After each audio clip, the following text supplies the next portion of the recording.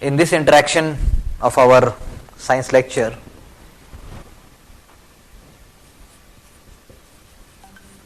we are going to start with talking about work, यानी कार्य या काम, या आप कह लीजिए संस्कृत में भी इसके कई नाम हैं. वर्क यानी कार्य, किसी भी चीज का किया जाना, anything what is being done. जैसे कि you have thrown a stone up to some distance, एक पत्थर का थोड़ी दूर फेंका जाना, वो भी उसमें भी बल का प्रयोग हुआ है. आपने एक पत्थर जोर से फेंका और वो पत्थर जो है मिट्टी में जाके धंस गया, उसमें भी बल का प्रयोग हुआ है. एक छोटा सा बच्चा एक ट्रॉली को अपनी तरफ खींचता है तो ट्रॉली चलती है, उस ट्रॉली को भी हम कहेंगे कि उसमें भी बल का प्रयोग हुआ है. That is what is called work. एक स्टैंडर्ड भाषा में हम कह सकते हैं. यानी कि हुआ क्या, हुआ ये that the girl is carrying that toy, और वो टॉय जब वो गर्ल अपनी तरफ खींच रही है तो उसके खींचने से उस पर जो बल लगा, और उस बल के लगने से जो उस टॉय का विस्थापन यानी डिस्प्लेसमेंट हुआ, तो उसे हम कह सकते हैं work done. Force, work is equal to force into displacement, ये एक बात निकल कर आती है. ऐसे यहां पर क्या हुआ, डिस्प्लेसमेंट. डिस्प्लेसमेंट यानी विस्थापन, फोर्स यानी बल, और वर्क यानी as I already told you कार्य का किया जाना. That is what in we can say. तो इसका मतलब यह है कि आपने एक किताब अपने हाथ से उठाई, एक ऊंचाई तक उठाई, उस उठाने में भी आपको बल लगा, बुक ऊपर उड़ गई, फोर्स अप्लाई हो गया.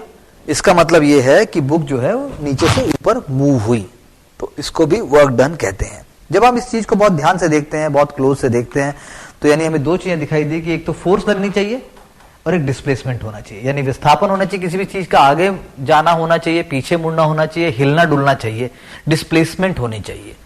तो साइंटिफिक टर्म्स में, वैज्ञानिक टर्म्स में हम उसको वर्क डन कहते हैं.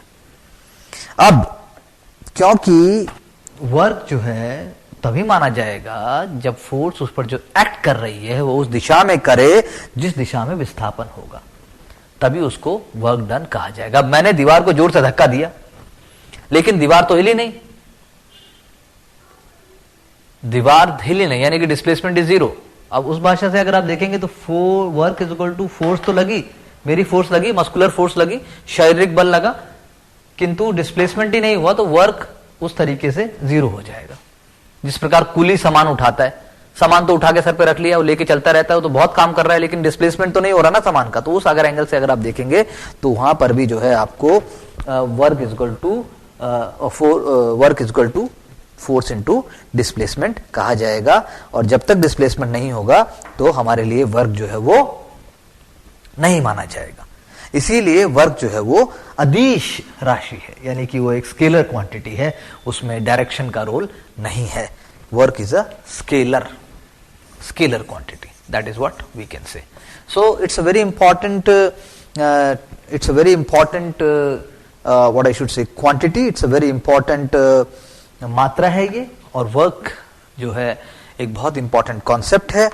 वर्क डन जो है वो ऑब्जेक्ट के मैग्नीट्यूड से बहुत क्लोजली जुड़ा हुआ है. मैग्नीट्यूड से उसका बहुत क्लोज रिलेशन है, यानी कि उसके परिमाण से. उसी के आधार पर आप वर्क को निकाल सकते हैं, क्योंकि जो परिमाण होता है वो जब आप डिस्टेंस से मल्टीप्लाई करेंगे तो आपको वर्क निकलकर आएगा. तो यानी परिमाण, यानी कि जो उसका मैग्नीट्यूड है, तो वर्क का सिर्फ मैग्नीट्यूड है, कोई डायरेक्शन नहीं है. That is very important to understand. For example हम कहेंगे एक फोर्स है, क्योंकि फोर्स का जो यूनिट होता है वो मान लीजिए न्यूटन है. तो फोर्स का जो एक यूनिट, आप 30 न्यूटन के एक फोर्स को एक 3 मीटर डिस्टेंस में अप्लाई करते हैं, तो इसका मतलब जो है force will do 90 joules of work. 30 newton मान लीजिए और 3 मीटर चलेगा, तो 90 इसका आंसर आएगा आपका 90 जूल्स ऑफ वर्क हो गया, क्योंकि वर्क की यूनिट जो है आपकी वो जूल्स है. So this is very important to understand that SI unit of work, जो एसआई यूनिट है जिसके बारे में हम पहले भी बात कर चुके हैं, वो वर्क की जूल है, JOULE.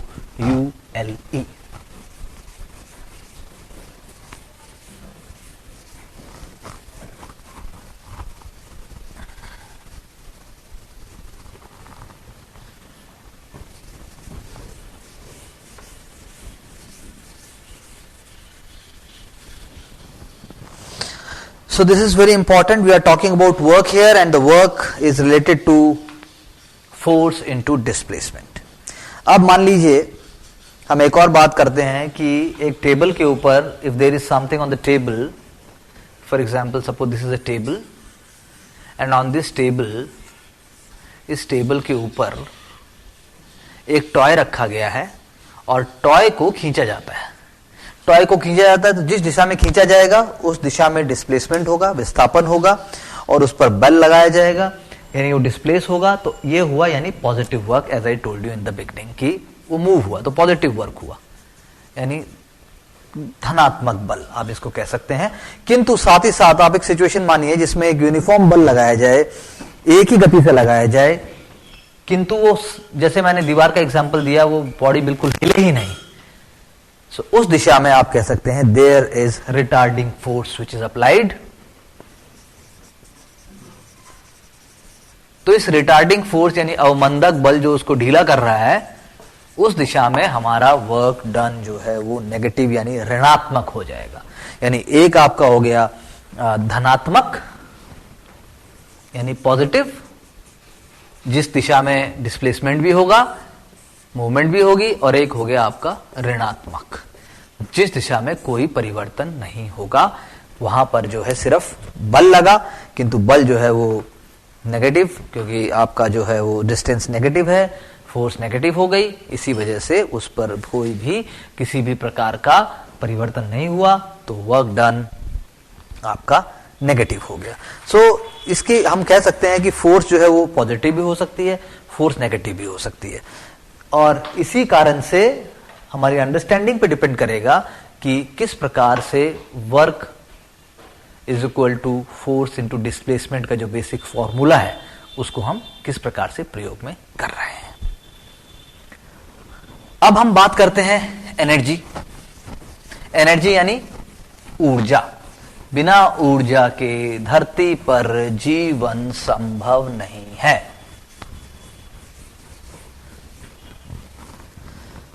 इस केस में आप कह सकते हैं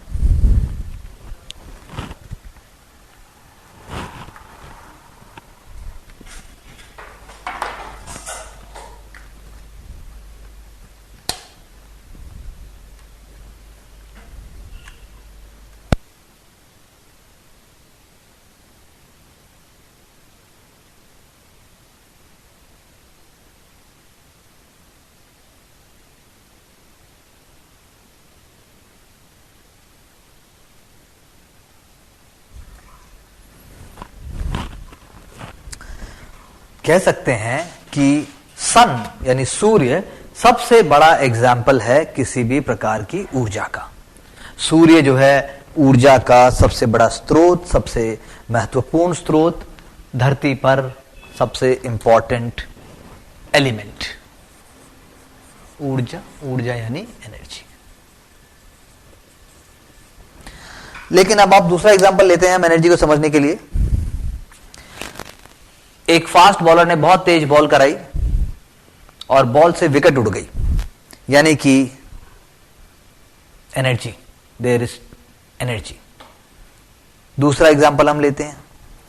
एक ऑब्जेक्ट मैंने बहुत ऊंचा फेंका, बॉल ही मैंने बहुत ऊंची फेंची, बॉल ऊपर गई और फिर वो नीचे आई और फिर वो गिर गई. एक और एग्जांपल लेते हैं कि मेरे हाथ में हैमर है और मैंने हैमर से, हथौड़े से मैंने दीवार में कील पर बहुत जोर से प्रहार किया. When I am trying to fix or when I am trying to pierce a wall, pierce a nail into the wall, तो इसका मतलब मैंने उस पर एनर्जी लगाई. तो ये सारे एग्जाम्पल हमें बताते हैं कि एनर्जी का बहुत इंपॉर्टेंट रिलेशन है कैपेबिलिटी से। Without capability we can not understand ऊर्जा, यानी क्षमता क्या होगी। क्षमता के बिना ऊर्जा का समझ पाना बहुत मुश्किल है। यानी कि ऊर्जा हुई किसी भी कार्य को की जाने की क्षमता। कैपेसिटी टू डू वर्क, किसी भी कार्य को की जाने की क्षमता, capacity to do work is called energy. And any object which is having capability to do work, कोई भी ऑब्जेक्ट जिसके अंदर कैपेबिलिटी है किसी भी कार्य को करने की, उसके अंदर ऊर्जा होगी। जैसे पेन भी है, इसमें भी ऊर्जा है, because it has capacity to do work. So energy की जो यूनिट है वो आपकी जूल होगी, जूल। सो आपको ध्यान रखना पड़ेगा कि किन किन इंपॉर्टेंट जो भी आपके टर्म्स हैं, जैसे अभी हमने वर्क की बात की, कहां कहां पर जूल का इंपॉर्टेंट रोल है, जूल या बाकी यूनिट्स भी आपको ध्यान रखनी पड़ेगी। जूल के केस में हम कह सकते हैं कि अगर 1 kilo joule is equal to 1000 joules, अगर हम जनरल बात करें, that is how it is and that is how energy can be calculated. लेकिन अब एनर्जी भी कई प्रकार से है। एक तालाब पूरे पानी से भरा हुआ है, एक समुद्र का हिस्सा एक पूरे पानी से भरा हुआ है, एक प्रकार की एनर्जी तो वो है। या आपके कमरे में एक कुर्सी रखी है, या टेबल रखी है, छत पर बहुत बड़ा पत्थर पड़ा है, या एक बहुत बड़ा पहाड़ अपने आप में है, वो एक टाइप की एनर्जी है। और एक टाइप की एनर्जी है कि आपका हवा बहुत तेज चल रही है और उससे आपका पवन चक्की, विंड मिल का फैन घूम रहा है, या फिर आप मान लीजिए बहुत तेज पानी ऊपर से नीचे गिर रहा है, या फिर आप मान लीजिए कि हवा के कारण दरवाजे आपस में टकरा रहे हैं, या हवा के कारण जो है आप कोयले को फूंक मार रहे हो। तो there are different mediums, but I agree with that. So there are different kinds of energy. तो एक टाइप की एनर्जी को हम कहते हैं काइनेटिक एनर्जी, यानी एक आपकी दूसरे टाइप की एनर्जी है जिसको हम कहते हैं potential energy. Kinetic energy, potential energy. Potential energy यानी अपनी स्थिति के कारण, पहाड़ हो गया या कोई भी चीज अपने किसी भी पोजीशन के कारण, और दूसरा जो है आपकी अपनी व्हाट आई शुड से कि मूवमेंट के कारण, उसकी गति के कारण। इसीलिए इसको कहा जाता है स्थितिज ऊर्जा, बिकॉज अपनी स्थिति के कारण है पोटेंशियल एनर्जी। ये अपनी गति के कारण है, इसको कहा जाता है गतिज के कारण, इसको कहा जाता है that is called kinetic energy. Kinetic word भी है, kinetic energy, movement, there is a movement. So जो काइनेटिक एनर्जी में अगर हम मान लेते हैं कि यदि कोई मास है m,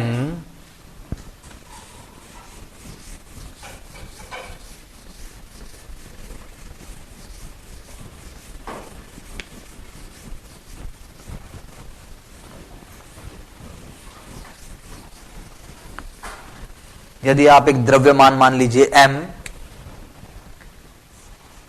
वो एक यूनिफॉर्म वेलोसिटी से जा रहा है और उसके बाद एक समान उसका वेग है, उसको हम u मान लीजिए, और उसके बाद उसने एक डिस्टेंस भी कवर किया, उसको आप s मान लीजिए, और उसके ऊपर एक कांस्टेंट फोर्स भी लगा रहे हैं हम, उसको आप F मान लीजिए।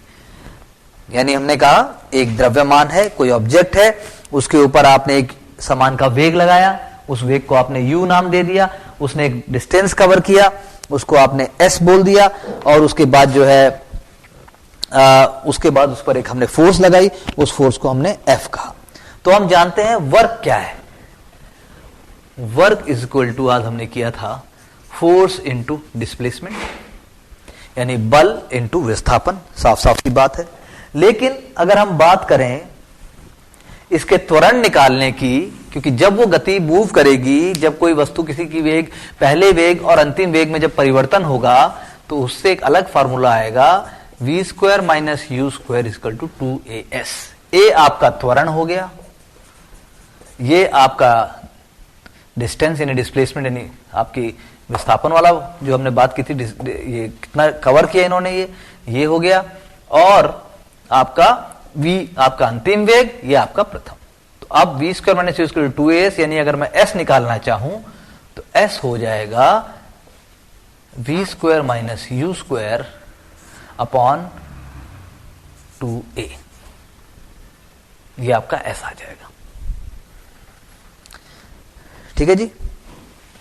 अब हम ये भी मानते हैं कि आपका फोर्स जो हमने पहले भी पढ़ा है, फॉर्मूला होता है इसका त्वरण गुणा द्रव्य, force is equal to mass into acceleration, है ना। जो द्रव्य जो ऑब्जेक्ट होगा उसको त्वरण से गुणा कर दीजिए, आपके पास फोर्स आ जाएगा।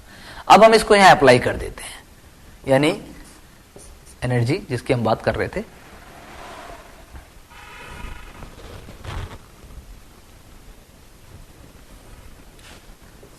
ma into v square minus u square upon 2a।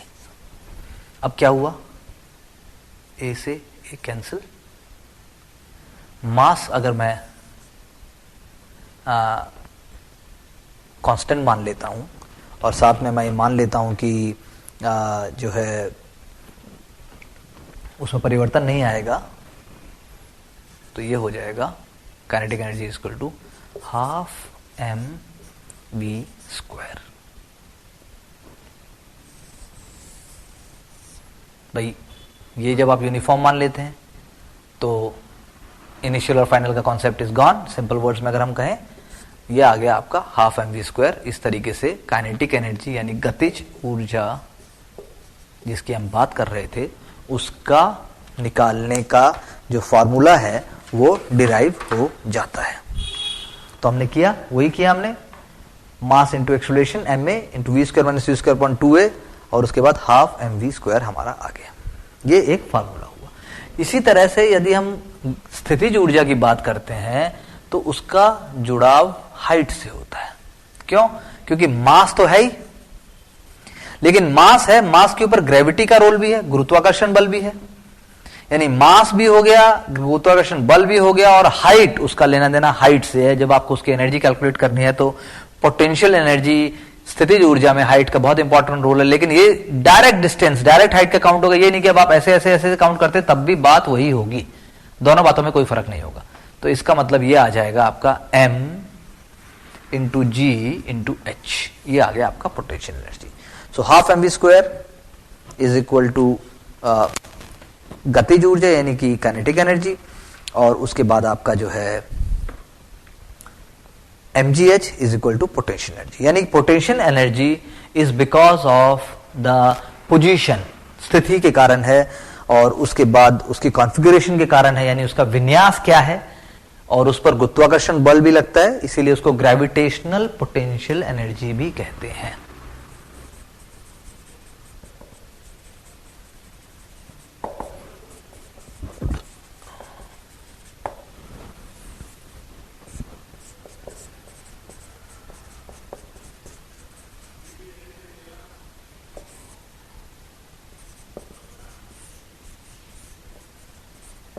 गुरुत्वाकर्षण स्थितिज बल, गुरुत्वीय स्थितिज बल भी आप कह सकते हैं, गुरुत्वीय स्थितिज ऊर्जा भी आप कह सकते हैं। एनर्जी इज ऊर्जा। सो पॉइंट इज दैट कि both of these concepts are very very important as far as understanding energy is concerned. For example, any kind of hydroelectric power project, it is based on the concept of both potential energy and kinetic energy. Water falling from a spring or energy produced by movement of any body or object, उसमें आपका kinetic energy का role आएगा ही आएगा। Without understanding kinetic energy, human being would not have been able to do lot of inventions. हम इतनी सारी जो discoveries हमने की हैं, जो इतनी बड़ी बड़ी हमने आविष्कार किए हैं, वो सारे आविष्कार बिना गतिज और स्थितिज ऊर्जा के समझे हम नहीं कर सकते थे। गतिज ऊर्जा और स्थितिज ऊर्जा का मानव के जीवन में बहुत इंपॉर्टेंट रोल है, और उस रोल को प्ले करने के लिए आप मान लीजिए वर्क एनर्जी प्रमेय भी ह्यूमन एक कॉन्सेप्ट है, वर्क एनर्जी प्रमेय, यानी कार्य ऊर्जा प्रमेय। अब क्या है ये प्रमेय? कार्य ऊर्जा प्रमेय क्या है? सो कार्य ऊर्जा प्रमेय के बारे में आप सिंपल भाषा में ये कह सकते हैं कि work done by body, by force acting on a body, जो पोटेंशियल एनर्जी होती है वही काइनेटिक एनर्जी में कन्वर्ट हो जाती है. Work done by all the forces on a body is equal to the change which the body is witnessing. Body में जिस भी प्रकार का चेंज आएगा वो सारा चेंज आपके पोटेंशियल से काइनेटिक एनर्जी होने में आएगा और उसको वर्क एनर्जी थ्योरम कहते हैं. यानी कि हम एक एग्जांपल अगर लेके बात करें, यदि मैं एक तीर कमान चलाना चाहता हूं, I want to use a bow and arrow. सो जब मैं बो और एरो में जब मैं स्ट्रिंग को स्ट्रेच करता हूं, सबसे पहले potential energy stored in my muscles is going in the string. पहली मेरी शरीर से ताकत निकलकर स्ट्रिंग में जाएगी, पोटेंशियल एनर्जी मेरी बॉडी में स्टोर्ड है और फिर वो पोटेंशियल एनर्जी उसकी पोजीशन को मैं स्ट्रेच कर रहा हूं और लास्ट में जब मैं तीर को छोड़ता हूं तो माई पोटेंशियल एनर्जी एंड जो बो में और जो स्ट्रिंग में जो पोटेंशियल एनर्जी है वो काइनेटिक एनर्जी में कन्वर्ट होकर चली जाती है और इसीलिए वो गति यानी that it attains speed, it attains it attains certain distance. So whether it is bullet, whether it is throwing of a stone, whether it is creation of different products, whether it is water falling from the top and पानी ऊपर से बहुत तेजी से गिरता है, पानी गिरता है, पानी गिरने से उस टरबाइन घूमती है, टरबाइन घूमती है तो उससे घर्षण और फ्रिक्शन और उसके बाद उससे जो है एनर्जी पैदा होती है. उस एनर्जी पैदा होने से इलेक्ट्रिसिटी पैदा होने की उसके लिए इलेक्ट्रिसिटी पैदा होती है और इलेक्ट्रिसिटी पैदा होकर आगे ट्रांसफर की जाती है, यानी आगे आप लगा लीजिए उसको भेजा जाता है. इसीलिए एक बहुत इंपॉर्टेंट नियम है जिसको ऊर्जा संरक्षण का नियम कहा जाता है, जिसके द्वारा आप कह सकते हैं कि energy can neither be lost, can neither be created not be destroyed. It can not be lost. ना तो आप नई एनर्जी क्रिएट कर सकते हैं, ना आप एनर्जी डिस्ट्रॉय कर सकते हैं. एनर्जी ना तो आप क्रिएट कर सकते हैं, एनर्जी ना आप डिस्ट्रॉय कर सकते हैं. हिंदू धर्म शास्त्रों में, उपनिषद्स में, वेदास में ये बात बहुत पहले से कही गई है. Energy can neither be destroyed not be created. It can only be transformed from one form to another. एक रूप से दूसरे रूप में आप परिवर्तित कर सकते हैं, किंतु आप ऊर्जा को खत्म नहीं कर सकते. यानी कि पोटेंशियल एनर्जी यानी स्थितिज ऊर्जा plus kinetic energy is equal to constant. यानी mgh plus half mv square is equal to constant. यही हम कहना चाहते हैं. जैसे आप हाइड्रो इलेक्ट्रिक पावर प्लांट्स मान लीजिए, जैसा अभी मैंने कहा, या फिर आप लाउड स्पीकर मान लीजिए. लाउड स्पीकर में इलेक्ट्रिक एनर्जी साउंड एनर्जी में ट्रांसफर हो जाती है, अभी भी हो रही है when I am talking to you. So energy is not lost, it is transferred, it is transformed from one form to another under all circumstances. That is what we can say. Taking up the concept of power, power यानी ऊर्जा,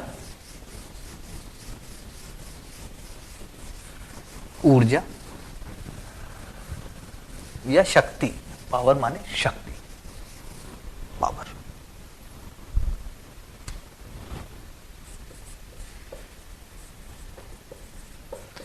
power, power क्या है? Power, power यानी कि आप माप सकें कि कितनी तेजी से कोई कार्य हुआ, उसे पावर कहते हैं. शक्ति, आप में अधिक शक्ति है तो इन 4 कुर्सियों को उठा के दिखाओ.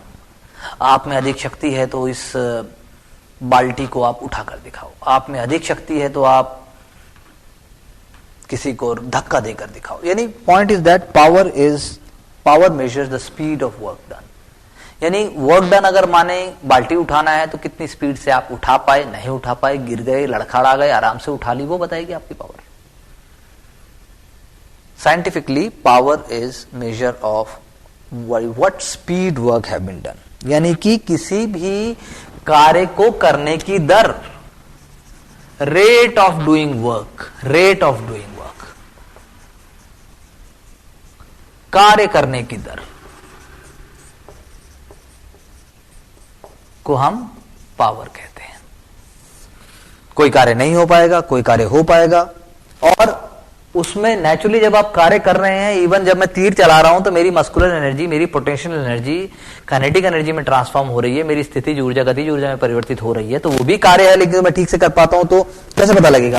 तो यानी कि work done upon time taken, W upon T, कार्य बटा में समय, कितना कार्य हुआ, कितना समय लिया। इसीलिए power is a scalar quantity, it is not a vector quantity.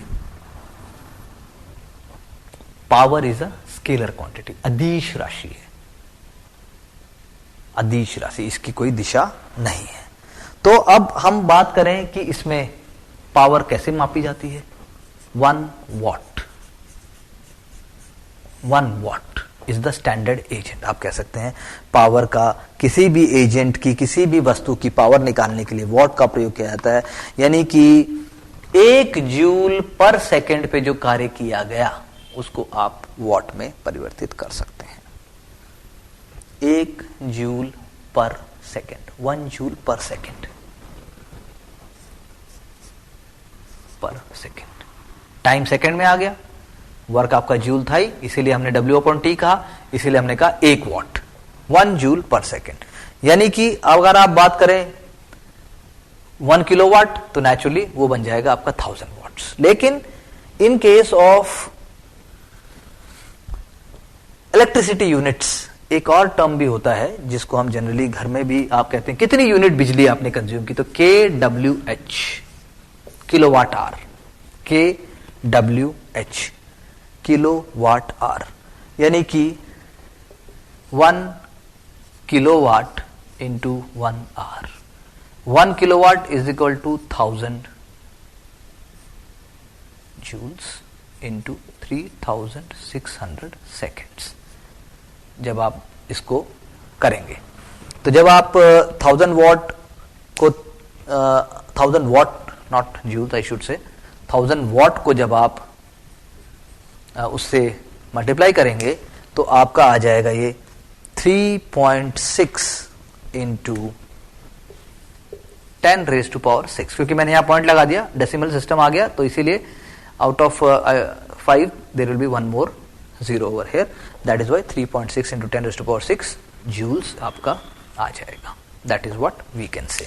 So what you can say is that watt is unit for power, 1 joule per second जैसा हमने निकाला, work done upon time taken, इसका एक कार्य करने की दर को कहा जाएगा.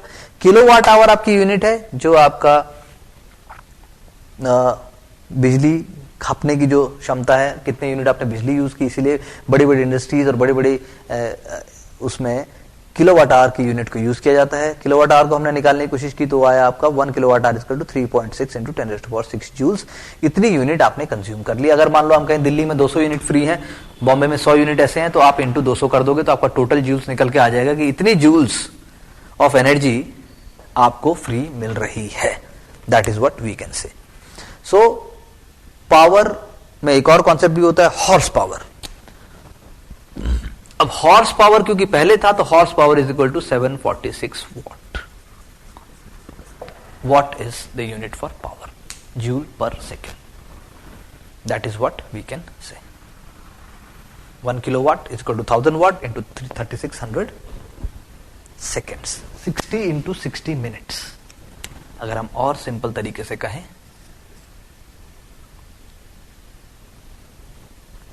1 hour is equal to 60 minutes and 60 minutes is equal to 1 minute is equal to 60 seconds, so 60 into 60 seconds.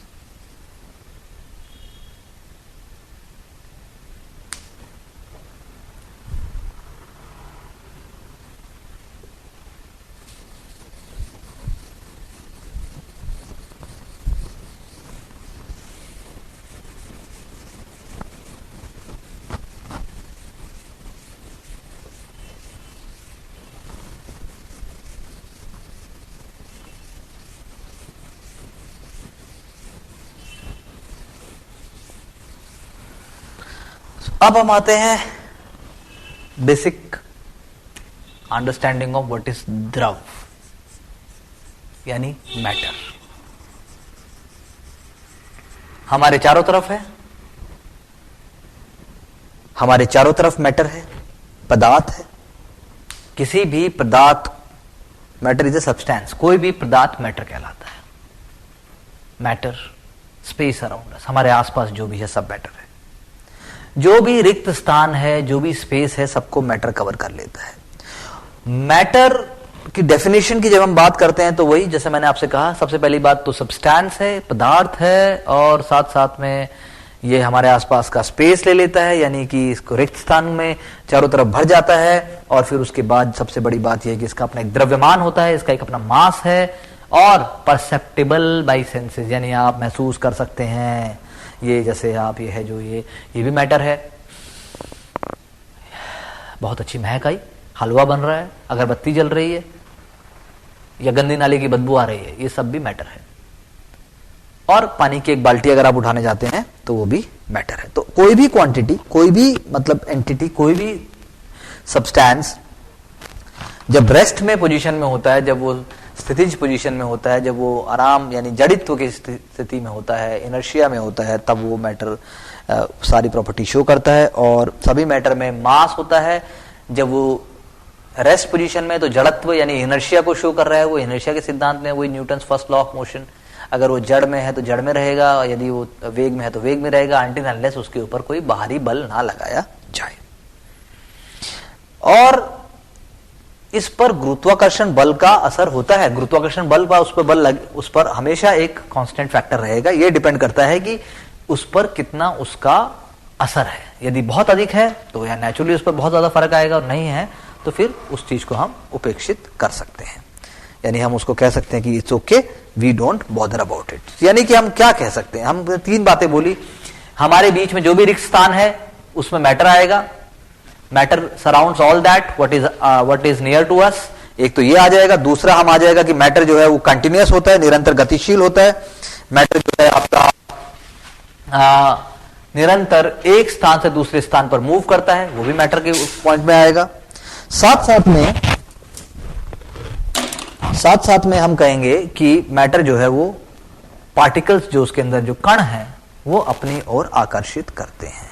यानी रिक्त स्थान भरने की कोशिश करता है मैटर, अपनी ओर आकर्षित करता है मैटर, और कंटिन्यूअसली निरंतर गतिशील भी मैटर होता है, यानी पदार्थ होता है। अब इसीलिए मैटर के स्टेट्स हैं, क्योंकि अलग अलग प्रकार के पदार्थ पाए जाते हैं। सबसे पहले आप मान लीजिए ठोस पदार्थ, यानी कि सॉलिड।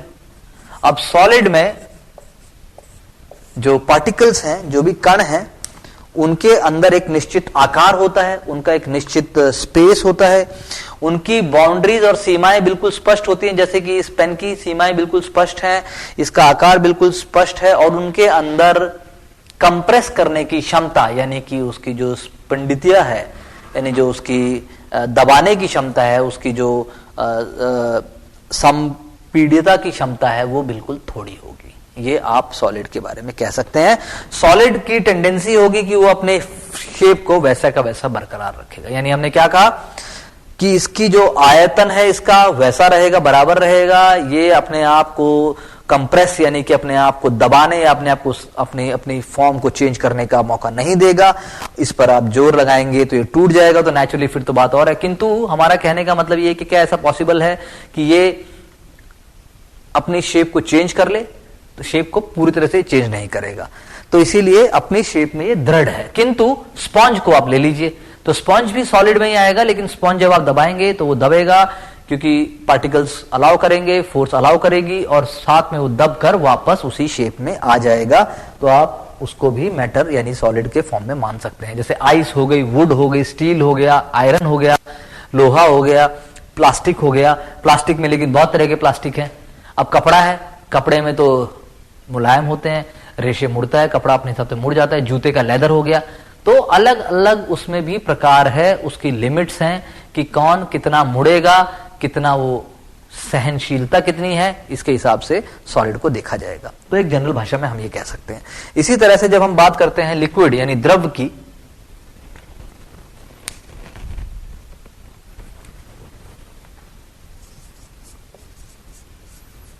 लिक्विड में शेप चेंज हो जाएगी, लिक्विड में शेप चेंज होगी लिक्विड के अंदर, लेकिन कहने का मतलब है कि किसी भी प्रकार के द्रव में यानी लिक्विड में शेप का रोल नहीं होगा, क्योंकि शेप जो उनका आयतन है वो डिपेंड करेगा कि वो किस सॉलिड सरफेस के साथ जुड़े हुए हैं। 1 लीटर पानी को आप बॉटल में डाल दीजिए, बॉटल की शेप ले लेगा। 1 लीटर पानी को आप भगोने में डाल दीजिए, भगोने का शेप ले लेगा। 1 लीटर पानी को आप बाल्टी में डाल दीजिए, बाल्टी का शेप ले लेगा। यानी उसका वॉल्यूम फिक्स रहेगा, यानी उसका जो आयतन है वो फिक्स रहेगा, उसकी शेप फिक्स नहीं रहेगी। सॉलिड के केस में शेप भी फिक्स रहेगी और ऑब्वियसली उसके पार्टिकल्स जो है बहुत क्लोजली आपस में बंधे हुए हैं। उसके अंदर जो कण हैं, उसके अंदर जो पार्टिकल्स हैं जिनके बारे में हम आगे भी पढ़ेंगे, वो आपस में बहुत क्लोजली एसोसिएटेड है। जबकि लिक्विड के केस में थोड़ा सा स्पेस ज्यादा है। जैसे आप मिल्क कह लीजिए, ब्लड कह लीजिए, वाटर कह लीजिए, ये सारा का सारा आपका लिक्विड का एग्जाम्पल होगा। तीसरा हम ले लें एक और, तो गैस होगा। गैस के मामले में और भी ज्यादा आप परिवर्तन पाएंगे। आप सोचिए, यानी गैस जो है वो डिफ्यूज हो जाएगी, देयर विल बी डिफ्यूजन, यानी उसका प्रसार हो सकता है। अगरबत्ती का जो धुआं है, जो उसकी महक है, वो काफी दूर तक जा सकती है। यानी कि गैसेस जो है वो एटमॉस्फेयर में घुल मिल सकती हैं। गैसेस जो है वो पानी में भी घुल मिल सकती हैं। इसी तरह से पानी में ऑक्सीजन घुल मिल जाती है। ऑक्सीजन जब पानी में घुल मिल जाती है तो हम कह सकते हैं कि सॉलिड, लिक्विड और गैस कुछ हद तक पानी में घुल मिल जाते हैं। इसीलिए आपकी मछली जो है पानी के अंदर रहते हुए भी अपने फिन्स के थ्रू सांस ले पाती है। That is what is important to note. तो पॉइंट है कि जो पार्टिकल्स हैं गैस के मामले में, उनके बीच में अधिक स्थान है in comparison to solids. That is what we can say. So आप कह सकते हैं कि गैस की ना तो कोई डेफिनेट शेप होगा, ना तो उनका कोई आयतन होगा, ना उनका कोई डेफिनेट वॉल्यूम हो सकता है, किंतु वो भी जिस सरफेस, जिस एरिया के अंदर उन्हें रखा जाएगा या जो रहेंगी, उसी एरिया का शेप गैस भी धारण कर लेंगी। गैस का शेप भी वही हो जाएगा जो शेप उनका होना उस सब्सटेंस का होगा। तो लेकिन पॉइंट है कि जब हमने बात की थी कंप्रेशन की, यानी संपीड्यता की, तो उस कॉन्टेक्स्ट में हम कह सकते हैं कि सॉलिड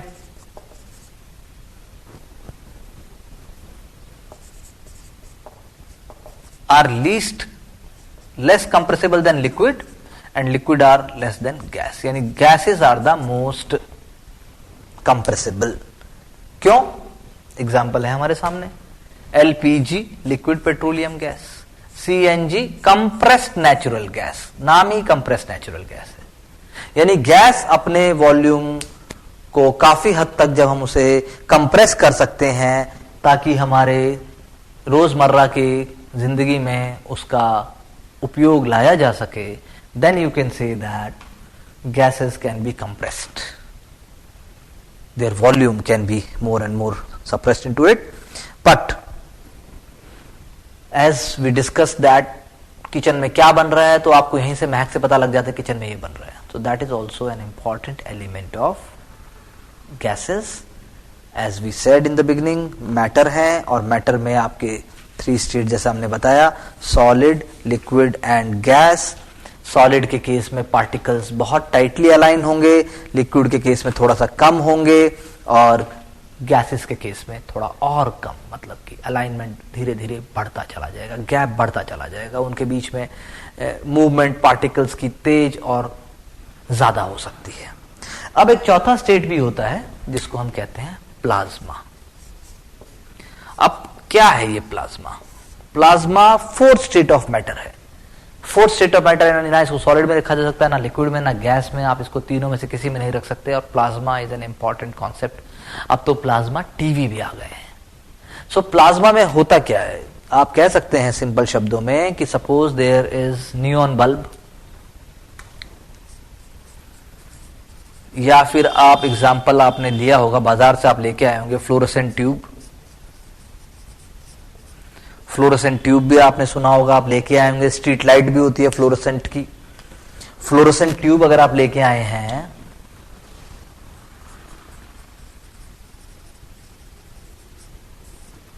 फ्लोरोसेंट ट्यूब अगर आप लेके आए हैं तो आप कह सकते हैं कि इसके अंदर भी और फ्लोरोसेंट ट्यूब के अंदर भी जो पार्टिकल्स हैं वो जैसे ही इलेक्ट्रिसिटी चार्ज आता है तो वो आवेशित हो जाते हैं, उनके अंदर एक जोश आ जाता है।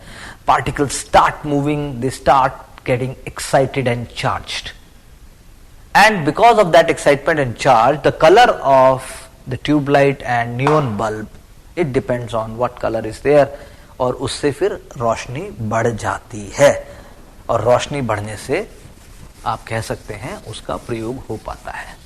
सो plasma fourth state of matter है, जिसके अंदर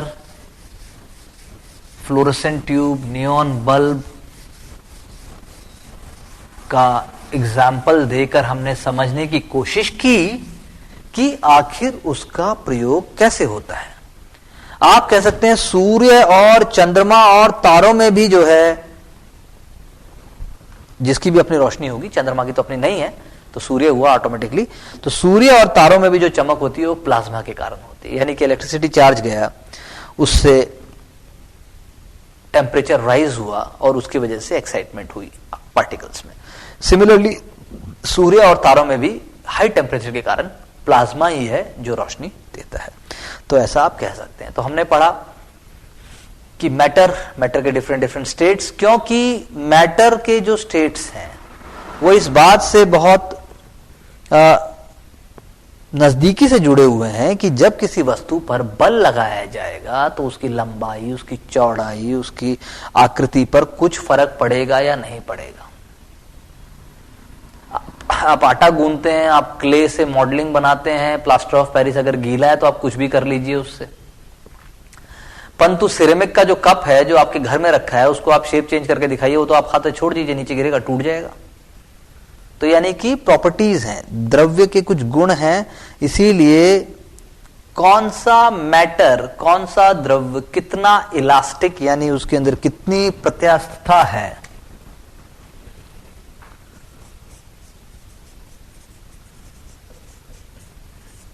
वो एक इंपॉर्टेंट कॉन्सेप्ट है। इलास्टिसिटी कितनी है, व्हाट इज द इलास्टिसिटी, कितना इलास्टिक है। रबर बैंड की बात नहीं हो रही है, बात हो रही है कि रबर बैंड इलास्टिक नेचर का है। हम बाजार जाते हैं, हम कहते हैं इलास्टिक ढीली हो गई, तो इलास्टिक सिर्फ एक नाम है वो, किंतु कोई भी सॉलिड जो पावर लगाने के बाद थोड़ी देर बाद, जैसे पेपर है, पेपर को आप कुचुर मुचुर करके आप उसको मोड़ दीजिए और बाद में आप उसको छोड़ देंगे तो थोड़ी देर बाद पेपर थोड़ा सा सीधा हो जाएगा। That is the property of paper, वो प्रॉपर्टी हुई पेपर की, वो उसका गुण हुआ। इसी प्रकार से प्रत्यास्थता किसी भी वस्तु की भिन्न भिन्न होती है, और वो डिपेंड करते हैं कि जब वो अपने बाहर या कोई बल लगाकर, एक्सटर्नल फोर्स अप्लाई कर जब वो अपनी शेप को बदल देती है, किंतु उसके बाद जैसे एक्सटर्नल फोर्स हटाते हैं वो अगर अपने ओरिजिनल शेप में लौट के आ जाती है, तो आप कह सकते हैं कि वो उतना ही इलास्टिक है। That is what we can say. परंतु ऐसा भी होता है, आपने प्लास्टिक को गर्म कर दिया और प्लास्टिक गर्म कर आपने जो है उसको मोड़ दिया, मोल्ड कर दिया, और आपने जो है फिर हीट सोर्स को हटा दिया, तो इससे क्या होगा, इससे जो है डिफॉर्मेशन हो जाएगा प्लास्टिक में, यानी विरूपित हो जाएगा प्लास्टिक। यानी बाह्य बल जो होता है वो विरूपक बल की तरह भी कार्य करता है। तो यानी कि इलास्टिसिटी प्लास्टिक की बहुत थोड़ी हुई इन that context. But different mixtures हम मिलाकर चीजों को इस प्रकार से बनाते हैं कि प्लास्टिक भी के ऐसे टॉयज हैं, ऐसी कुछ चीजें जिसको कहा प्लास्टिक जाएगा। शूज के केस में भी ऐसा होता है कि लेदर ऐसा होता है कि कई बार बहुत स्टिफ है, लेकिन कई बार जो है वो इतना मुलायम है कि आराम से उसका शेप जो है चेंज हो जाती है, फिर आप पहनते भी हैं और आपकी शेप नॉर्मल हो जाती है। तो यानी विरूपण भी हो सकता है और नहीं भी हो सकता है, ये डिपेंड करता है किसी भी वस्तु के अपने प्रकृति के ऊपर।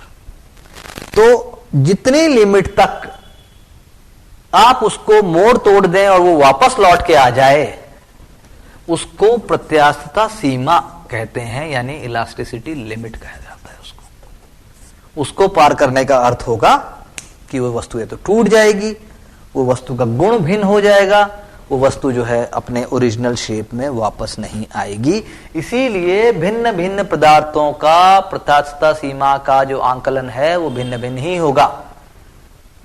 Elasticity limit for different objects will be different in all conditions. इसी कॉन्टेक्स्ट में यदि आप बात करें कि किसी भी वस्तु पर जब विरूपक लगाने पर उसकी मूल लंबाई, यानी जो उसकी लंबाई है, उसमें फर्क आता है, ठीक है ना, मूल लंबाई में वृद्धि और मूल लंबाई में जो उसकी ओरिजिनल मूल लंबाई है और जो उसकी लंबाई खींची, उसको आप कह सकते हैं विकृति, यानी स्ट्रेन। यानी एक वस्तु थी, वो इतनी थी, लेकिन जब उस पर स्ट्रेन पड़ा तो वो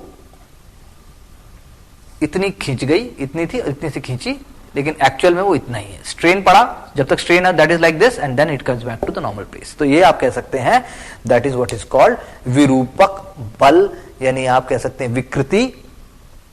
और वस्तु की जो प्रारंभिक अवस्था है, जो हमने बोला कि उसका जो ओरिजिनल जो उसका वो लंबाई है, वो जो है उसकी लंबाई से जो उसकी स्ट्रेन डालने के बाद जो उस पर फर्क आया, उसका जब हम प्रतिबल पड़ने पर जो उसमें बल, उसमें जो परिवर्तन आया, उसका जब हम मापते हैं, तो ये जो गैप है, ये जो अनुपात है प्रतिबल एवं विकृति का जो अनुपात है, यानी जो फोर्स लगी और जो उसमें परिवर्तन आया, इसको आप जो है प्रत्यास्थता का मापांक कहते हैं।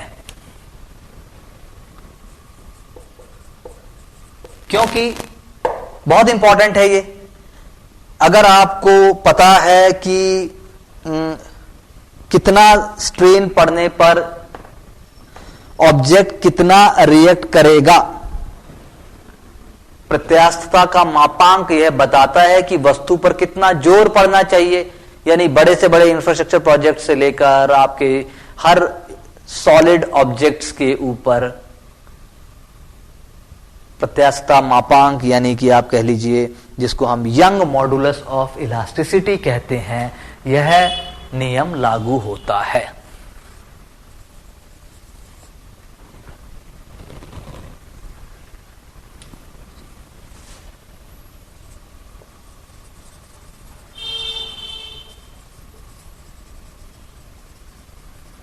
Elasticity, Young's modulus of elasticity. इसलिए हमने पहले मैटर की बात की, इसलिए हमने बात की कि मैटर अलग अलग टाइप का होता है, इसलिए हमने बात की कि उसके ऊपर स्ट्रेन पड़ेगा तो उसके नेचुरल और उसमें फर्क आएगा, तो जो प्रपोर्शन है उस प्रपोर्शन को हमने कहा, हम उसको यंग मॉडुलस ऑफ इलास्टिसिटी, यानी कि प्रतिबल एवं विकृति, जो विकृति हुई है उसके अनुपात को वस्तु के प्रत्यास्थता मापांक को निकालने में हम कोशिश करते हैं, और उसको हम कह सकते हैं that is called Young's modulus of elasticity. कितना इलास्टिक है, कितना ज्यादा वो कर सकता है। इसीलिए जब आप किसी भी प्रत्यास्थता सीमा, जो हमने सीमा की बात की, यानी कि उसकी इलास्टिक लिमिट है, उसके अंदर किसी भी वस्तु में उत्पन्न विकृति जो होती है वो हमेशा ही प्रतिबल के अनुक्रमानुपाती होती है।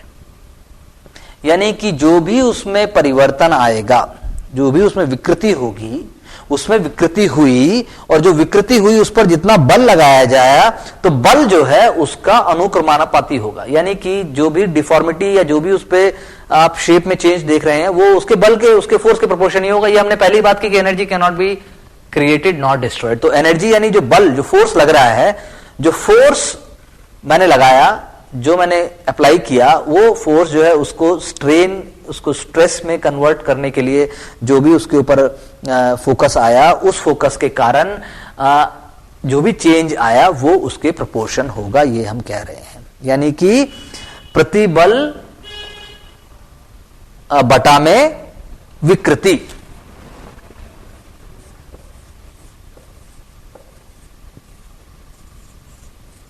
ये आप कह सकते हैं निकालने के लिए। अगर हम फॉर्मूले की बात करें तो प्रतिबल बटा में विकृति, और एक आप उसको गुणांक, प्रत्यास्थता गुणांक मान लीजिए,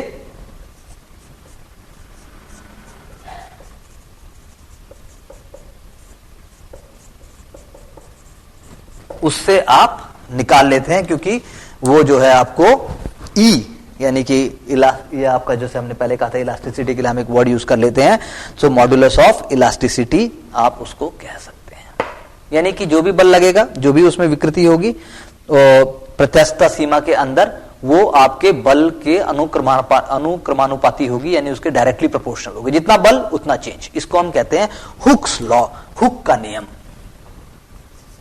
हुक का नियम, जो भी फोर्स लगेगा फोर्स उसके शेप के प्रोपोर्शनल होगा। तो ये अलग अलग पदार्थों के लिए अलग अलग है, ये निकालना बहुत जरूरी है।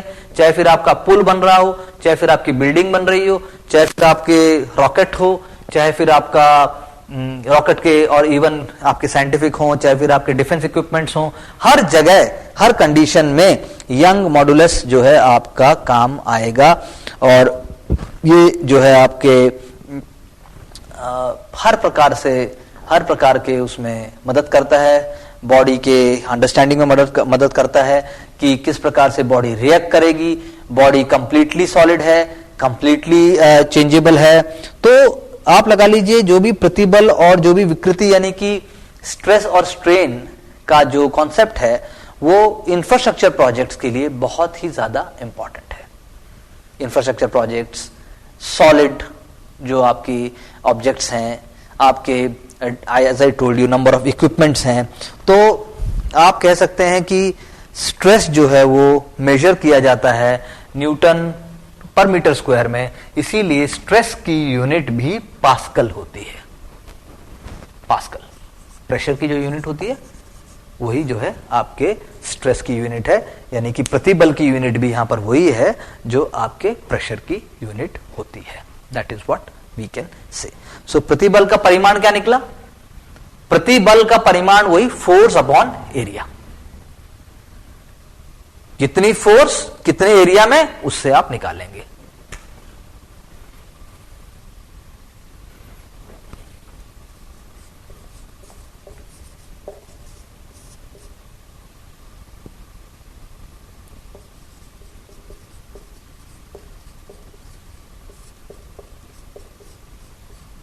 F upon A, that is what we can say. So just for our understanding, क्योंकि ये बहुत इंपॉर्टेंट है सॉलिड्स के केस में, as I told you it is very very important and it helps in understanding, इसीलिए हमने इसको use किया। इसीलिए आप कह सकते हैं कि जो विरूपक बल है वो इक्वल हो सकता है और बॉडी को डिफॉर्म कर सकता है, और जब भी वो लगाया जाएगा वो आपके फोर्स, आपकी शेप को चेंज करने की कोशिश करेगा और वो शेप को अफेक्ट करेगा। That is what in general words we can say. But अब हम बात करें मान लीजिए कि लिक्विड की, तो लिक्विड ऑब्जेक्ट को भी जब एक सॉलिड, आप मान लीजिए लिक्विड ऑब्जेक्ट, लिक्विड पे भी जब हम असर की बात करते हैं तो आप एक सॉलिड स्फीयर, एक आप मान लीजिए आपने एक गोलाकार वस्तु ले ली और आपने उसके ऊपर चारों तरफ से हाई प्रेशर अप्लाई कर दिया और उसको जब पानी में डुबो दिया गया तो आप ये पाएंगे उसके ऊपर भी चारों तरफ से ही प्रेशर आता है। Pressure will be applied in all the directions, in all the points of the body in equal manner. यानी उसके जो ज्योमेट्रिक शेप है वो तो उसमें चेंज आएगा नहीं, लेकिन उसके अंदर भी एक प्रकार का प्रेशर डेवलप होगा और बॉडी के अंदर भी एक रिस्टोरिंग फोर्स यानी कि एक प्रत्यानयन बल उसको पुश करेगा जो कि उसको ओरिजिनल शेप में लाने की कोशिश करेगा। दोनों बलों के बीच में एक तरीके का इक्वल और अपोजिट कंपटीशन टाइप है और वो बल जो है वो उसको वापस खींच के लेके आएगा और बाद में बॉडी अपने नॉर्मल शेप में आ जाएगी। इसको आप कह सकते हैं हाइड्रोलिक स्ट्रेस। हाइड्रोलिक, क्योंकि पानी की बात हुई इसीलिए हम हाइड्रोलिक स्ट्रेस की बात कर रहे हैं। तो ये भी चारों तरफ से अप्लाई होगा और ये भी उसके अंदर जो है जलीय दबाव के बराबर होगा। जल जितना दबाव देगा बॉडी के ऊपर उतना ही दबाव आएगा, और उसके बाद जो है जब आप उसको बॉडी को जल से निकाल देते हैं या जल से जैसे ही उसकी बॉडी का अलग होगा तो आप कह लीजिए वो वापस अपने ओरिजिनल फोर्स और ओरिजिनल उसके अंदर वो रिस्टोर हो जाएगा। उसके अंदर भी लेकिन एक स्ट्रेन आएगा, लेकिन वो बहुत ही टेक्निकल मेजरमेंट्स में जब हम जाते हैं, तकनीकी गुणों में जब हम जाते हैं तो हम देखेंगे बहुत ही निग्लिजिबल होगा या बहुत ज्यादा भी हो सकता है। It depends on the object, it depends on the circumstances. तो प्रत्यस्थता की सीमा सॉलिड ऑब्जेक्ट्स के ऊपर, हीटिंग का केस में हम देखेंगे, इवन जैसा हमने जल के केस में, वाटर के केस में हमने देखा, तो अलग अलग केस में अलग अलग तरीके से वर्क करती है। इसीलिए एक और भी आपका कॉन्सेप्ट है शीयर स्ट्रेस।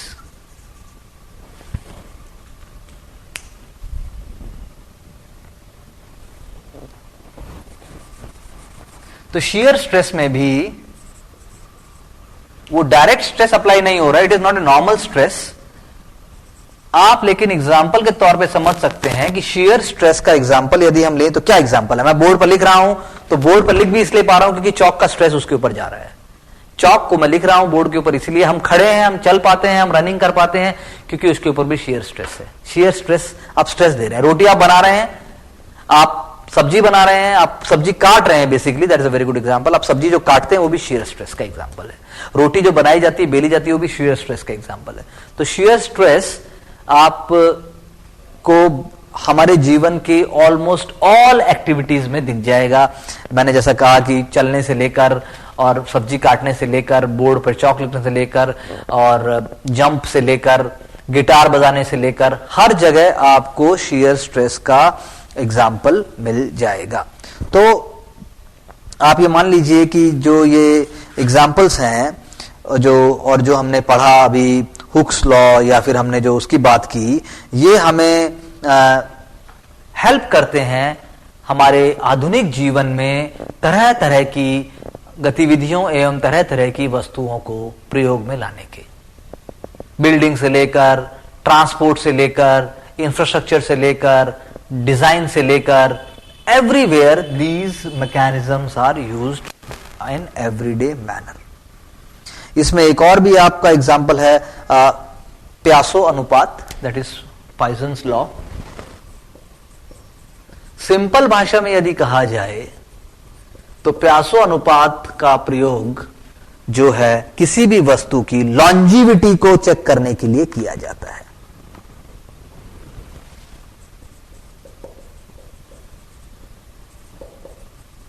कि उस ऑब्जेक्ट की लॉन्जिविटी कितनी हो सकती है, कहां तक कुछ ऑब्जेक्ट चल सकता है, कब उसका नुकसान होना शुरू हो जाएगा, कब वो ऑब्जेक्ट प्रयोग में नहीं लाया जा सकता, कितनी उसकी लाइफ होगी, basically that is what we can say. तो जो हुक्स लॉ जो हमने कहा कि जिसके विषय में हमने कहा कि किसी भी वस्तु में उत्पन्न विकृति उस पर लगाए गए प्रतीक बल के अनुक्रमानुपाती होती है, उसके अगर बेसिस पे आप देखो तो कई चीजें आप डिराइव कर सकते हो। हुक्स लॉ के बेसिस पे आप कई चीजें डिराइव कर सकते हो जो कि हमें मैटर को समझने में बहुत हद तक सहायक होती हैं।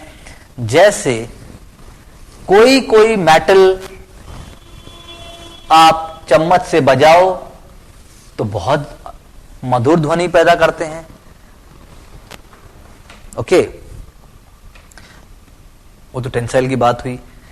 कई मेटल जो है वो तार की तरह लंबे खींच सकते हैं, डक्टाइल, यानी उनसे, जैसे एल्युमिनियम है, कॉपर है, तो तन्य पदार्थ, इनको हम कहेंगे तन्य पदार्थ। ये एक कैटेगरी हुई, पदार्थ की एक कैटेगरी की डक्टाइल। डक्टाइल यानी तन्य पदार्थ। Because metals are ductile so they can exhibit a large plastic range. उनकी जो प्लास्टिसिटी होती है वो बहुत ज्यादा होती है। कॉपर हो गया, सिल्वर हो गया, आयरन हो गया, ऐसे मेटल्स को हम डक्टाइल मेटल्स कहते हैं। सोना भी हो गया, तक क्योंकि इजीली वो दूसरी शेप में कन्वर्ट हो जाता है। लेकिन कुछ होते हैं वो ब्रिटल होते हैं, यानी कि जैसे ही आप उनकी शेप को चेंज करने की कोशिश करेंगे, वो जो है शेप तो चेंज नहीं करेंगे किंतु वो टूट जाएंगे। भंगुर उनकी प्रकृति है, भंगुर प्रकृति, यानी कि ब्रिटल है वो। यानी प्लास्टिक, जैसे आपने प्लास्टिक प्लेट आप लगा लीजिए, आपने चाहा कि उसको किसी तरीके से किसी और रूप में प्रयोग कर लो, लेकिन ऐसा नहीं होगा, वो टूट जाएगा। आपने ग्लास को चाहा, ग्लास तो ग्लास भी, शीशा टूट जाएगा। ऐसे ही आपने कास्ट आयरन को चाहा, वो भी टूट जाएगा। कुछ ऑब्जेक्ट्स होते हैं, उनको हम इलास्टोमर्स कहते हैं।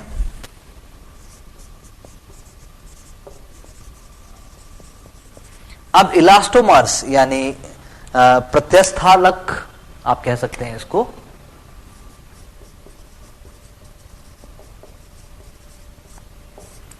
प्रत्यस्थालक, तो प्रत्यास्थालक जो है, आपके ऑब्जेक्ट्स जो हैं वो अपने प्रॉपर्टी से बहुत ज्यादा, थोड़ा स्ट्रेस आप अप्लाई करेंगे, प्रत्यास्थालक अपनी प्रॉपर्टी से बहुत ज्यादा प्लास्टिसिटी एग्जिबिट करते हैं वो। क्ले थोड़ा सा लगाइए जान, पतली परत बना देगा। क्ले एक ऐसा एग्जाम्पल हुआ कि आप उससे कोई शेप बना लीजिए और वापस भी आ जाएगा वो। तो these are all very very important properties जो कि हमें जीवन के भिन्न भिन्न आयामों को समझने में मदद करती है। विज्ञान का काम जीवन को आसान बनाना है, वो जीवन की धाराओं को समझना है, और इसीलिए जो है हम इस चीज को समझने की कोशिश कर रहे हैं। अब हम अगर बात करें घनत्व की, डेंसिटी कितनी है, यानी घनत्व का मतलब हुआ the ratio of mass to the volume of body. यानी घनत्व का सिद्धांत जो है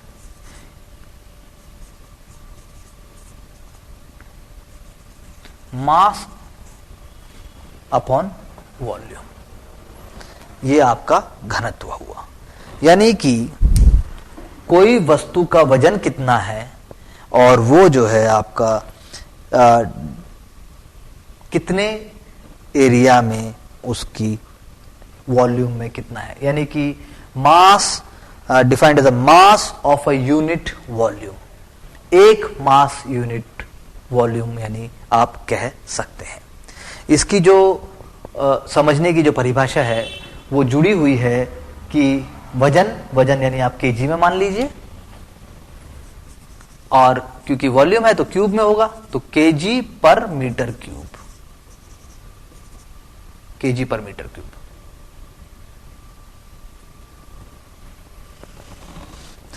KG per metre cube. Density of a substance, हम कहते हैं कि पानी से खून अधिक घना है, पानी पतला है तो वाटर की डेंसिटी जो है वो कम हुई, ऐसा हम कह रहे हैं। तो रिलेटिव डेंसिटी इसलिए जब हम निकालते हैं, रिलेटिव डेंसिटी यानी अपेक्षित घनत्व, तो अपेक्षित घनत्व में हम अधिकतर किसी भी वस्तु का घनत्व पानी के घनत्व से हम उसको भाग कर देते हैं। यानी कि रिलेटिव डेंसिटी अपेक्षित घनत्व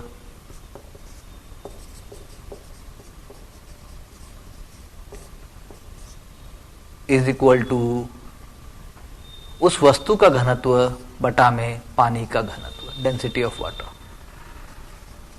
और इससे हमारा जो है अपेक्षित घनत्व निकल कर आ जाता है। That is what we can say. So क्योंकि ये हमें हेल्प करता है अंडरस्टैंडिंग में, इसीलिए हम इसको यूज करते हैं। आप कह सकते हैं कि ये इस प्रिंसिपल का प्रयोग भी जो है वो काफी सारे हमारे रोजमर्रा की जिंदगी में प्रयोग किया जाता है। आप घी देख लीजिए, आप तेल का पीपा देख लीजिए, आप वाटर बॉटल देखिए जिसमें तेल हो, वाटर बॉटल में से तेल की बॉटल आप देखिए, और आपको लिखा होगा कि इतने डेंसिटी के ऊपर, इतने टेम्परेचर के ऊपर इतना होगा। वो ये नहीं लिखता है कि 1 किलो है, 1 लीटर है, at this temperature, at this density, this is how much. तो that is why it is an important concept, क्योंकि कोई भी चीज का घनत्व, घना कितना है, वो दाब से पता लगता है। दाब यानी pressure. So pressure and thrust are important concepts. दाब, प्रेशर यानी थ्रस्ट। जोर, मैं खड़ा हूं और अब मैं कूदता हूं रेत के ऊपर। अगर मैं कूदूंगा रेत के ऊपर तो नेचुरली मेरे पैर जो है अंदर अधिक धंसेंगे, क्योंकि मैंने रेत को अंदर में धंस पाया, मैंने रेत को जोर लगाया वहां पर। लेकिन मैं अब ऐसा करता हूं, लेट जाता हूं रेत के ऊपर या ऊपर से कूद के लेट जाता हूं, तो मैं इतना अधिक तक रेत में नहीं धंस पाऊंगा। यानी कि यहां पर रोल आया, जो भी फोर्सेस एक्सर्टेड हुई सैंड की, वो मेरी बॉडी का वेट था।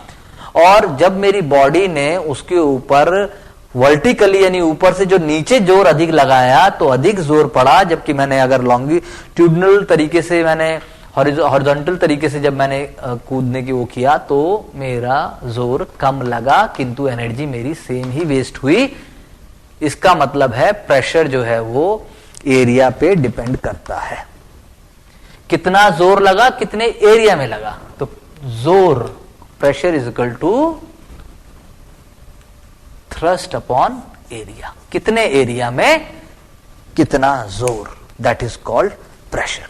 बहुत इंपॉर्टेंट है प्रेशर का ये कॉन्सेप्ट। यानी किसी सतह की प्रति इकाई क्षेत्रफल पर कार्य कर रहा बल दाब कहलाता है।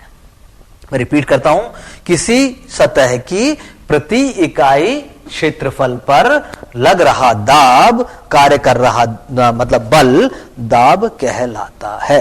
यानी कि प्रेशर यानी कि दाब, और आप कह सकते हैं जोर, दाब इज इक्वल टू बल बटा में क्षेत्रफल, थ्रस्ट अपॉन एरिया।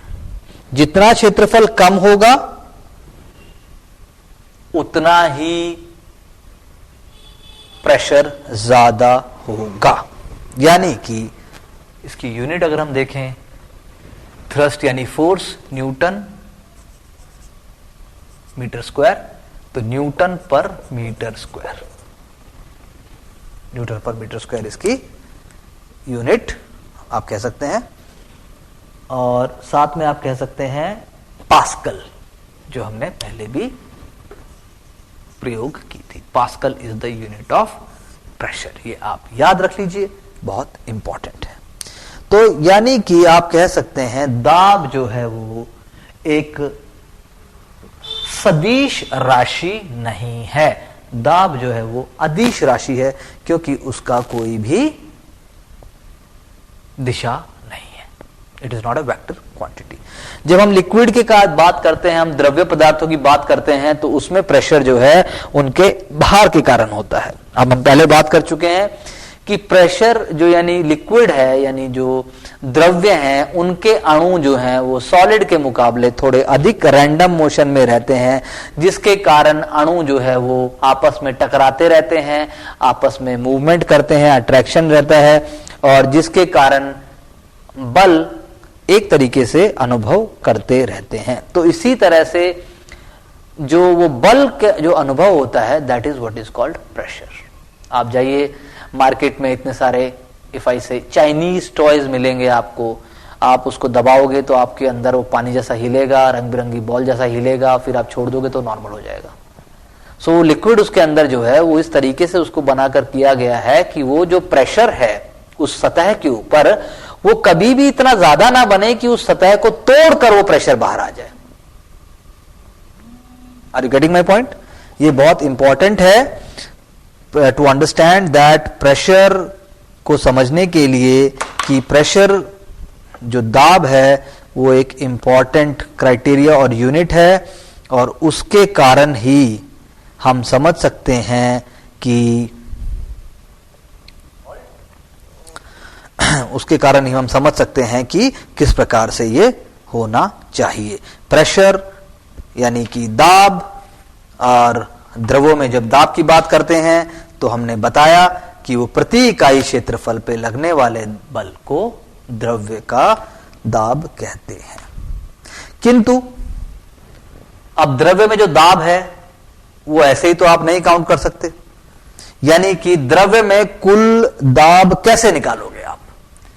अब एक आपका वायुमंडलीय दाब भी होगा, एटमॉस्फेरिक प्रेशर, यानी वायुमंडल का जो अपने आप में एक प्रेशर है। और वायुमंडल का प्रेशर किसके कारण है? वायुमंडलीय दाब जो है आपके ग्रेविटेशनल पुल के कारण है, यानी आपके गुरुत्वाकर्षण बल के कारण है। यानी कि यदि गुरुत्वाकर्षण बल नहीं होगा तो एटमॉस्फेयर ही नहीं होगा, वायुमंडल ही नहीं होगा। वायु का जो मंडल बना हुआ है वो होगा ही नहीं, ना बादल होंगे, ना वायुमंडल होगा, ना कुछ होगा, सब गायब। इसीलिए जैसे जैसे ऊपर जाते हो एक लिमिट के बाद आपका एटमॉस्फेयर खत्म हो जाता है। तो जब हम बात करते हैं द्रव्य की, तो द्रव्य की जो है, क्योंकि द्रव्य का दाब जो है बर्तन जिस ऑब्जेक्ट में वो रखा गया है उसका दाब है, क्योंकि उसका अपना तो कोई आकार होता नहीं। तो यदि द्रव्य के स्वतंत्र तल पर लगने वाले बल में, क्योंकि उस पर बल लग रहा है अंदर, तो जो उसका तल है अंदर से, जो उसके तल के अंदर लगने वाले बल में वायुमंडलीय दाब को भी सम्मिलित हम कर दें तो क्या बन जाएगा? तो वायुमंडलीय दाब हो जाएगा, पहली बात। दूसरा, उस बर्तन जिसमें उसकी गहराई हो जाएगी, और जो उसकी डेंसिटी है, द्रव जो हम डेंसिटी अभी पढ़ा हमने, डेंसिटी की गहराई हो जाएगी, और साथ में गुरुत्वाकर्षण बल हो जाएगा। यानी हो गया कुल दाब आपका। यदि द्रव्य की बात करें, लिक्विड की बात करें, तो वायुमंडलीय दाब plus density into height into gravity, कितनी ऊंचाई में है, क्या उसकी डेंसिटी है, और कितना उसका ग्रेविटेशनल पुल है। ऐसे करके आप उसका एक, कह सकता हूं मैं कि आप उसका एक फॉर्मूला निकाल सकते हैं। And that is how liquid all there mechanism works. Atmospheric pressure आप निकालते हैं, उस ऑब्जेक्ट में जिसमें उसको रखना, उसकी हाइट कितनी होगी, gravitational gravity, force of gravity, गुरुत्वाकर्षण बल कितना होगा, ठीक है। तो यानी कि इस संबंध में लेकिन कुछ नियम होते हैं। अब नियम क्या है कि द्रव्य के भीतर किसी बिंदु पर जो दाब होता है, यानी कि किसी भी वस्तु के अंदर जो दाब है वो किसी भी बिंदु पर स्वतंत्र तल से बिंदु की गहराई के समानुपाती होता है। यानी कहीं पर भी होगा तो इक्वल ही होगा। वो स्वतंत्र तल से जो बिंदु की गहराई से जो लिंक है, वो लिंक जो है वो आपका, अबे चुप हो जाओ, तो वो जो है आपका समानुपाती होगा। इसका मतलब यह हुआ कि गहराई बढ़ने से द्रव का दाब बढ़ता है, क्योंकि गहराई बढ़ने से द्रव जो है वो द्रव का भार बढ़ता चला जाता है, ऐसा हम कह सकते हैं। द्रव गहराई बढ़ने से द्रव का भार बढ़ता चला जाएगा, that is what we can say. इसीलिए दूसरा, यदि हम बात करें कि द्रव किसी भी स्थिति में जो भीतर है उसका दाब हर दिशा में बराबर होगा, यानी कि कोई भी लिक्विड ऑब्जेक्ट के अंदर ना सिर्फ उसको एक पॉइंट की बात करें वहां बराबर होगा, किसी दिशा की बात करें वहां बराबर होगा, सब तरफ यानी कि वो बराबर ही होगा। That is what we want to say. द्रव का घनत्व जितना अधिक होगा, जैसा कि मैंने कहा, उसका दाब किसी गहराई पर उतना ही अधिक होगा। ये लिक्विड की प्रॉपर्टी है, ठीक है। तो इन प्रॉपर्टी के समझने से ही हम समझ सकते हैं कि किसी भी वस्तु का प्रयोग किस प्रकार होगा। इसी संदर्भ में पास्कल का नियम है। इसी संदर्भ में पास्कल का नियम जो है उसका पहला कथन ये है कि यदि गुरुत्व प्रभाव को यदि हम 0 भी मान लें तो संतुलन की अवस्था में द्रव के भीतर प्रत्येक बिंदु का दाब समान होता है। यानी कि अगर आप ग्रेविटेशनल पुल को या ग्रेविटेशनल एनर्जी को आप हटा दें, ग्रेविटी फोर्स को हटा दें, इसका अर्थ यह है तब भी चारों तरफ जहां पर भी आप देखेंगे तो द्रव जो है वो, जो हमने अभी अभी नियमों की बात की यानी कि एक लिक्विड के अंदर in all directions, in all places, in all manners force is applied equally, सब तरफ से बराबर ही होता है। यही इसका सबसे इंपॉर्टेंट नियम है। तो यानी क्यों है ये ऐसा? हाइड्रोलिक मशीन्स बनती हैं। अब हाइड्रोलिक मशीन जैसे हाइड्रोलिक ब्रेक है, हाइड्रोलिक लिफ्ट है या हाइड्रोलिक प्रेस है। कार में आप जैसे ही ब्रेक मारते हैं तो आपकी ब्रेक के वहां से जो है लिक्विड, जो ब्रेक ऑयल रिलीज होता है और वो आपके पिस्टन से निकलकर जो है शू ब्रेक सिलेंडर से होता हुआ शू ब्रेक्स तक जाकर फटाफट 1 सेकंड के अंदर अंदर गाड़ी को रोक देता है। हाइड्रोलिक मशीन्स होती हैं, छोटा सा एरिया होता है, लिक्विड वो जैसे ही रिलीज करता है प्रेशर, वो भारी से भारी मशीन को भी उठा लेती है, भारी से भारी वस्तु को भी उठा लेती है। So this concept of hydraulic machine, hydraulic press, hydraulic breaks, जिसमें ब्रेक ऑयल का प्रयोग जैसा कि मैंने आपको बताया, ये सारे के सारे कॉन्सेप्ट्स आपके पास्कल्स लॉ पर निर्धारित हैं, उससे जुड़े हुए हैं, लिक्विड की प्रॉपर्टी से जुड़े हुए हैं। तो यानी कि ऐसा नहीं होता कि ये जो है किसी भी कॉन्टेक्स्ट में अपने हिसाब से बदल जाएंगे, ऐसा नहीं होगा, क्योंकि जो ये भी द्रव संचालित यंत्र हैं, जितने भी द्रव चालित यंत्र हैं, जो भी आपके हाइड्रोलिक इंस्ट्रूमेंट्स हैं, वो 2 गुणों पर निर्भर करते हैं। पहला कि ये द्रव लगभग जो है मतलब अस्पंडीय, यानी कि आप इसको दबा नहीं सकते एक लिमिट से ज्यादा, उसका एक निश्चित है कि भाई उतना ही दबेगा, उससे ज्यादा वो दबेगा ही नहीं, मतलब there is a property to it. और सेकेंडली वो दाब के अंदर किसी भी हिस्से में पहुंच सकते हैं जब उस पर प्रेशर डाला जाएगा। द्रव चालित जो पिस्टन और भार, इसीलिए वो इस बात से जुड़े हुए हैं और आराम से वर्क कर पाते हैं। That is why Pascal's law is very much applicable on these properties and objects. अब बात करते हैं हम कि दाब जो है उसके ऊपर, या गलनांक या क्वथनांक है, जो आपका मेल्टिंग पॉइंट है या आपका बॉइलिंग पॉइंट है, उसका ऊपर प्रेशर का क्या इफेक्ट पड़ता है, प्रेशर के ऊपर मेल्टिंग पॉइंट का क्या फर्क पड़ता है। यानी कि मैं किसी चीज का गर्म करने लगता हूं तो उसका हो सकता है उसका आयतन बढ़ जाए, जैसे ही गर्म करने से उसका आयतन बढ़ेगा तो इसका मतलब यह है कि दाब बढ़ाने पर उसका मेल्टिंग पॉइंट बढ़ जाता है। As I apply more and more pressure तो उसका मेल्टिंग पॉइंट बढ़ जाएगा। जैसे कि आप लगा लीजिए कि मोमबत्ती, मोम के ऊपर मैं प्रेशर यानी हीट जब उस पर देता हूं, प्रेशर दूंगा तो उसका मेल्टिंग पॉइंट बढ़ता चला जाएगा, आयतन उसका बढ़ सकता है। जैसे कि आपका ऐसा भी ऑब्जेक्ट्स हो सकते हैं जिनका प्रेशर देने से जिनका मेल्टिंग पॉइंट कम हो जाता है, जैसे बर्फ। अब बर्फ पिघल जाएगी, प्रेशर देंगे आप उसके ऊपर, आग देंगे या हवा देंगे, आप नॉर्मल टेम्परेचर में भी आप रखेंगे तो बर्फ पिघल जाएगी। जब हम बात करते हैं बॉइलिंग पॉइंट की यानी क्वथनांक की, तो वाटर का जैसे है, वाटर को आप बॉयल कीजिए तो बॉयल करेंगे तो वाटर जो है प्रेशर, जैसे साधारण वाटर जो है वो आपका बॉयल होने लग जाता है 100 डिग्री सेंटीग्रेड के ऊपर, 100 डिग्री सेल्सियस के ऊपर पानी उबलने लग जाएगा। पानी उबलेगा तो उसका जो है वो टेम्परेचर बढ़ जाएगा 100 डिग्री, और भी ज्यादा करेंगे तो स्टीम में कन्वर्ट हो जाता है वो। So that is another point, we will talk about it later. तो द्रव्य के ये इंपॉर्टेंट गुण हैं जो कि हाइड्रोलिक से जुड़े हुए हैं, मेल्टिंग पॉइंट और बॉइलिंग पॉइंट से भी जुड़े हुए हैं। अब इसी कॉन्टेक्स्ट में यदि हम एक और कॉन्सेप्ट की बात करें, फ्लोटेशन, यानी किसी भी वस्तु का सतह के ऊपर तैर पाना या जरूरत पड़ने पर जो उसका जो है आप कह सकते हैं डूब जाना, फ्लोटेशन। फ्लोटेशन को कहेंगे हम प्लवन।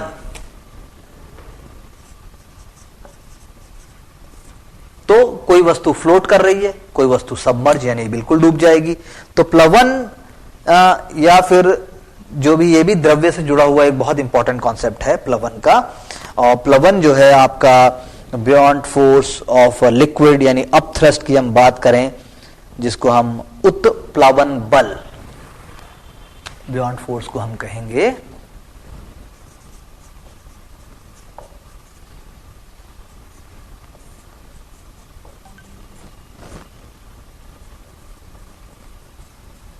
बियॉन्ड फोर्स, ठीक है ना, इसको हम बियॉन्ड फोर्स कहेंगे, उत्प्लवन बल। फ्लोटेशन यानी प्लवन। फ्लोटेशन, मैं पानी के ऊपर एक प्लास्टिक की डालना नहीं चाहिए, प्लास्टिक पॉलिथीन इज बैंड, लेकिन अगर मान लो मैं कोई चीज ऐसी डालता हूं, कागज भी डालता हूं, तो कागज अगर यदि पूरा गीला हो जाएगा तो वो सबमर्ज हो जाएगा बाद में, किंतु पहले वो फ्लोट भी कर सकता है। यानी कि क्यों बियॉन्ड फोर्स, यानी वो फोर्स जो किसी भी वस्तु को जब भी आप डालोगे तो उसकी प्रकृति है कि ग्रेविटेशनल पुल से जैसे ही वो थोड़ी सी भी ज्यादा मिलेगा उसको ताकत, तो वो ऊपर की ओर आना शुरू करेगी, दैट इज बियॉन्ड फोर्स, उत्प्लवन बल। प्लास्टिक की बोतल आप बकेट में डालिए, पहले वो ऊपर ही आना चाहेगी, आप बकेट भर देंगे तब भी अगर वो टेढ़ी करेंगे तो ऊपर आ जाएगी, किंतु पूरी तरह से भर देंगे तब वो नीचे चली जाएगी। यानी buoyant force is always acting against gravitational force, in that context we can say. और बियॉन्सी का जो कॉन्सेप्ट है वो जो है आपका इस बात पे वर्क करता है कि अपथ्रस्ट यानी उत्क्षेपक बल जो है आपका वो कितना आ रहा है, उत्क्षेपक बल।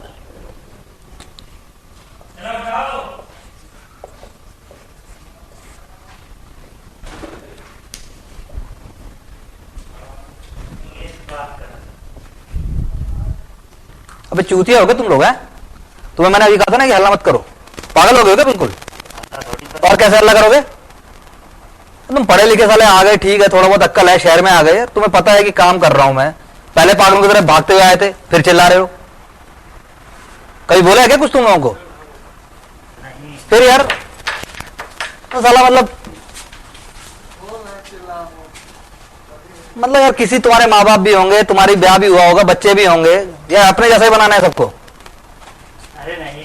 फिर यार मैंने साला तुम्हें तो शोभा नहीं देता यार तुम लोगों को। बिहारी तो हो नहीं तुम, बिहारी हो गए तुम में से कोई? हम लोग बिहारी। फिर औकात वाली बिहारी होगी का गुजरी कर रहे हो यार।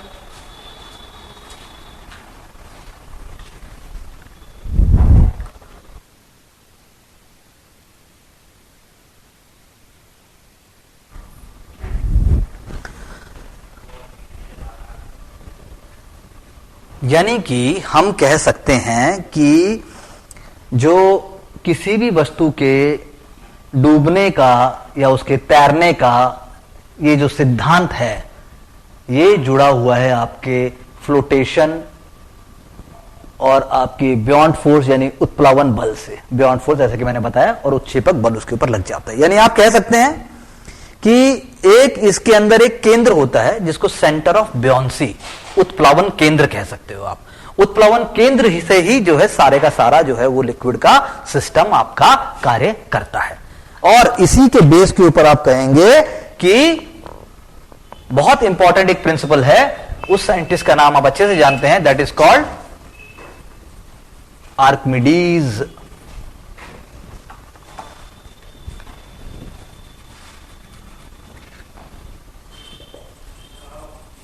Archimedes principle, very important concept. So what Archimedes principle state that?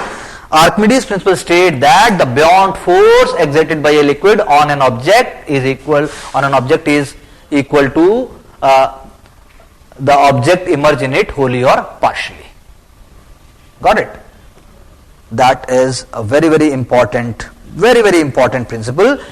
That is Archimedes principle state that beyond force exerted by a liquid on an object wholly or partially immersed in it is equal to the weight of liquid displaced by an object. यानी कि आप कह सकते हैं जब कोई वस्तु किसी भी द्रव में पूरी तरह से या आंशिक रूप से जब वो डूबी रहेगी तो उसका भार में आभासी कमी होती है। यानी जितना वो डूबी रहेगी उतना भार ही कम होगा, ना उससे अधिक होगा ना उससे ज्यादा होगा। भार में यह आभास कभी वस्तु द्वारा हटाए गए द्रव के भार के बराबर होती है। जितना वो वस्तु उस लिक्विड को डिस्प्लेस करेगी उतना ही भार आप कम मान लेंगे। Again I am repeating, Archimedes principal states that the beyond force exerted by a liquid on an object wholly or partially immersed in liquid is equal to the weight of liquid displaced by an object. That is what we can say. So ये जो है आपका flotation यानी प्लवन का नियम हो गया, Archimedes principal हो गया। ये आपका बहुत इंपॉर्टेंट कॉन्सेप्ट है। जैसे आप कह सकते हैं एक एग्जांपल जैसे हॉट एयर बैलून है, वो भी बियॉन्ड फोर्स है। अब बियॉन्ड फोर्स उस पर वर्क करती है, वो ऊपर की ओर खींचती है उसको। जब उसकी डेंसिटी डेंस एकदम थोड़ा हो जाता है तो वो ऊपर उड़ जाता है, लेकिन अब जब वो उसका डेंसिटी बढ़ जाएगी तो वो नीचे आ जाएगा। Another example you can use is submarines होती हैं, वो पानी के अंदर ही रहती हैं, उसके अंदर भी आपका आर्किमिडीज प्रिंसिपल है। जैसे आपका पानी, कील आप पानी में डालो तो कील डूब जाएगी, लेकिन इतना बड़ा समुद्र का जो जहाज होता है वो है आपका तैरता रहता है, जहाज तो नहीं डूबता। So these are the principles. कहते हैं जब आप स्विमिंग करते हो, पानी को जब आप पीछे फेंकते हो, स्विमिंग करते हो, उसमें आर्किमिडीज प्रिंसिपल डायरेक्टली नहीं है, लेकिन ह्यूमन बॉडी जो है, अगर आप पानी में गिर जाओ तो आप जो है डूब जाते हो और बॉडी बाद में फ्लोट कर जाती है। These all are the principles which are linked with Archimedes principle. अब एक और भी इंपॉर्टेंट कॉन्सेप्ट है जो जुड़ा हुआ है, that is called surface tension, यानी पृष्ठ तनाव। पृष्ठ तनाव, सरफेस टेंशन, यानी कि उसके अंदर दो प्रकार की फोर्सेस होती हैं, cohesive forces, adhesive forces. Cohesive forces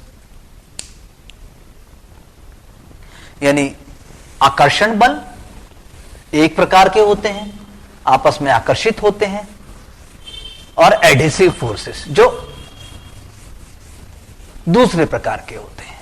so cohesive forces और एडहेसिव फोर्सेस जब दोनों मिलकर कार्य करते हैं तो एक प्रकार का आकर्षण पैदा हो जाता है, और अणुओं के मध्य लगने वाले उस आकर्षण बल को आप कह सकते हो सरफेस टेंशन, यानी ससंजक बल। इसको हम कह सकते हैं ससंजक बल। यानी कि ससंजक बल plays very important role in so many concepts. ससंजक बल के कॉन्टेक्स्ट में आप कह सकते हैं कि चींटी जो है वो आपका पार कर लेती है, तालाब पार कर लेती है छोटा सा, अगर उसको मौका मिले पानी के ऊपर चलने का। डिटर्जेंट आप यूज करते हैं कपड़ों में धोने के, तो कपड़ों से मैल छूट जाता है। बूंद ऊपर से नीचे गिरेगी तो स्फेरिकल शेप में ही गिरेगी, पानी की बूंद हमेशा गोली होगी क्योंकि सरफेस टेंशन। ये सारे के सारे एग्जाम्पल, क्योंकि जो दो भिन्न प्रकार के अणुओं के मध्य लगने वाला जो बल है, क्योंकि cohesive forces, adhesive forces, cohesive एक जैसे हैं, एडहेसिव डिफरेंट है, तो उस बल को आप जो है ससंजक बल, और साथ में आप जो है आप जैसा कि मैंने कहा असंजक बल, दोनों बलों के मध्य जब आकर्षण पैदा होता है तो उसको आप सरफेस टेंशन कह सकते हैं। ठीक है ना। अब अगर हम बात करें, जैसे कि मैंने कहा था कि पौधे में पानी देंगे, पानी ऊपर तक पहुंच जाता है, टिश्यू पेपर के ऊपर पानी डालो वो भी फैल जाता है, और ब्लॉटिंग पेपर आप यूज करो उसके ऊपर भी पूरा फैल जाता है। तो ये सारा का सारा capillary action, that is called the concept of capillary action. Capillary action, अपने आप पानी ऊपर पहुंच जाता है। कोशिकत्व का सिद्धांत,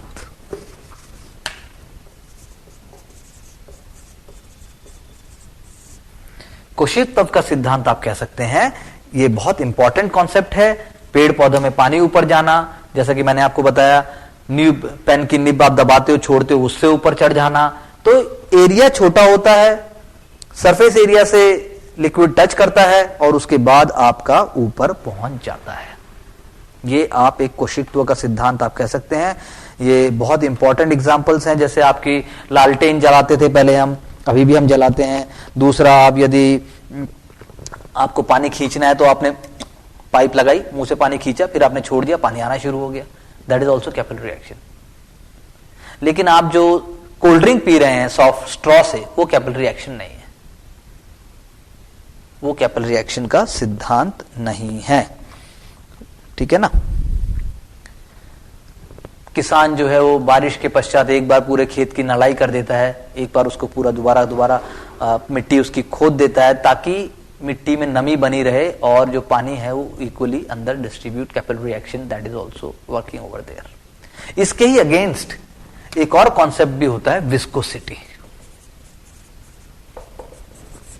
विस्कोसिटी का सिद्धांत आप कह सकते हैं, यानी दो लिक्विड्स के बीच में डेंसिटी अगर आप बढ़ाते जाएंगे यानी तो विस्कोसिटी विस्कस कहलाएगा। विस्कस, मैं दो प्लेट ले लेता हूं और प्लेट के बीच में पानी डाल देता हूं और प्लेटों को ऐसे लगाता हूं आपस में तो आराम से मूव कर जाएंगे, लेकिन उसकी जगह मैं शहद डाल देता हूं तो शहद जो मैं डाल दूंगा तो यानी दोनों प्लेटों के बीच में जो घर्षण है, फ्रिक्शन है, वो बढ़ जाएगा। तो विस्कोसिटी यानी क्षयनता, इसको क्षयनता का सिद्धांत भी कहा जाता है। वो दो लिक्विड्स के बीच में क्षयनता का सिद्धांत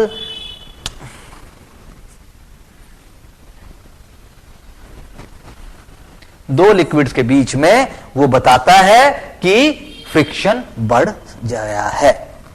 किसी भी दो द्रव, अब द्रव की आप बात करोगे, शहद ले लोगे आप, या आप थिक पेट्रोल ले लो, जब पेट्रोलियम प्रोडक्ट ले लोगे, वो सारा का सारा जितना ज्यादा वो थिक होता जाएगा, जितना उसका घनत्व बढ़ता जाएगा उतना ही उसका बल बढ़ता जाएगा। उसको शयनक बल कहते हैं, विस्कस फोर्स कहते हैं। वो फोर्स उतनी ही अधिक बढ़ती जाएगी। इसको आप कह सकते हो कि ये जो है viscosity is an important element, important गुण है जो कि आपके किसी भी प्रकार के जो लिक्विड्स की प्रॉपर्टीज को अंडरस्टैंड करने के लिए प्रयोग में लाया जाता है। और इसी कॉन्टेक्स्ट में ही आप कह सकते हैं कि कैपिलरी एक्शन जैसे मैंने कहा और क्षयनता का सिद्धांत जैसे मैंने कहा कि ये सारा का सारा जो कॉन्सेप्ट्स हैं, ये सारे कॉन्सेप्ट आपके इंपॉर्टेंट हैं जो कि मदद करते हैं अंडरस्टैंड करने के लिए बर्नौलीज थ्योरम को। बर्नौलीज थ्योरम एक टर्म है, बर्नौलीज थ्योरम। तो बर्नौलीज थ्योरम भी लिक्विड से जुड़ी हुई है।